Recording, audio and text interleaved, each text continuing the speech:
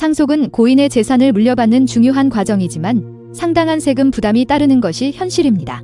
갑작스럽게 진행되는 경우가 많은 상속세의 특성상 미리 대비하지 않으면 부담이 커질 수 있는데요. 최근에는 부동산 등의 자산가치 상승으로 상속세 세무조사 대상이 되는 분들이 늘어남에 따라 사전에 상속세 절세 컨설팅을 희망하는 분들이 많습니다. 이때 사전 증여, 배우자 공제, 가업 상속 공제 등이 가장 많이 사용되는 방법인데요. 상속세 절세 전략은 단순히 세율 비교에 그치는 것이 아니라 전체적인 세금 부담, 법적 요건, 가족 간 재산 분배 문제까지 종합적으로 고려해야 합니다. 충분한 이해 없이 절세 전략을 실행할 경우 예상치 못한 세금 문제가 발생할 수 있기 때문입니다. 또 양도소득세 및 취득세 등 다른 세금과의 연계된 부담도 반드시 검토해야 하는데요. 이렇게 다양한 요소를 고려해야 하는 상속세를 효과적으로 절세하기 위해 활용할 수 있는 6가지 방법을 알아보겠습니다.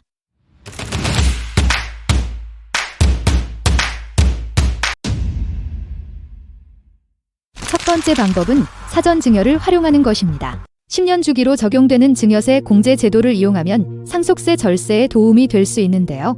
단, 사전 증여 후 10년 이내에 사망하면 해당 재산이 상속재산으로 합산과세되므로 주의가 필요합니다. 특히 증여세는 상속세보다 세율이 높은 경우가 많은데요. 상황에 따라서는 사전 증여가 반드시 유리한 것은 아니기 때문에 공제 범위와 세율을 꼼꼼히 따져 신중한 계획을 세워야 합니다. 두 번째 방법은 상속 추정 재산을 사전에 점검하는 것입니다. 상속 추정 재산이란 과세당국이 상속세 세무조사를 통해 상속된 것으로 간주하여 과세 대상으로 판단하는 재산을 의미합니다. 예를 들어 피상속인이 사망 전 1, 2년 이내에 다량의 현금을 인출한 경우 사용 내역이 명확하지 않다면 상속재산으로 추정되어 과세될 수 있는데요. 피상속인의 사망 직전 제3자 명의로 이전된 재산이나 차명재산 발견 시에도 상속세가 과세될 수 있습니다. 따라서 합리적으로 상속세를 줄이기 위해서는 상속세 신고 전 피상속인의 금융거래 내역을 체계적으로 정리하는 과정이 필수적입니다. 세 번째 방법은 배우자 공제를 적극 활용하는 것인데요. 현행 세법에 따르면 배우자가 상속받는 경우 최대 30억 원까지 공제를 받을 수 있습니다. 그러나 배우자가 실제 상속받은 재산이 없으면 공제를 적용받을 수 없으므로 부부 공동 명의나 배우자 명의로 일부 재산을 보유하는 것이 도움이 될 수 있는데요. 단, 배우자가 상속받은 재산은 배우자의 사망 시 다시 상속세 과세 대상이 되므로 배우자가 재상속하게 될 재산을 미리 자녀에게 분배하는 전략을 세우는 것이 효과적입니다. 네 번째 방법은 금융재산 상속공제를 활용하는 것입니다.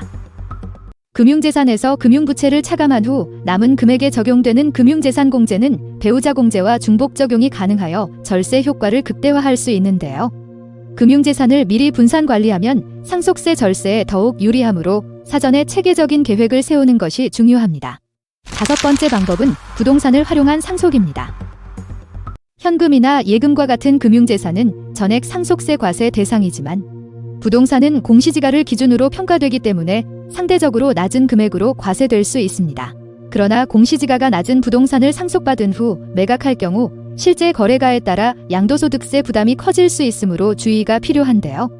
따라서 상속세뿐만 아니라 추후 발생할 양도소득세까지 고려한 절세 전략을 세우는 것이 중요합니다.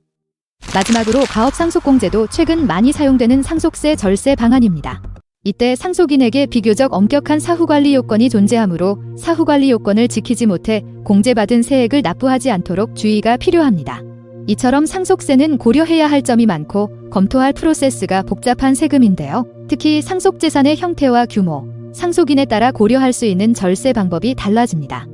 상속세 신고 후 상속세 세무조사를 통해 최종적으로 납부할 세액이 결정되는 상속세의 특성상 상속세 전문가와 함께 절세 전략을 수립하는 것은 선택이 아닌 필수인데요. 전문가와의 충분한 상담을 통해 현명하고 합리적으로 자산을 지키시길 바랍니다.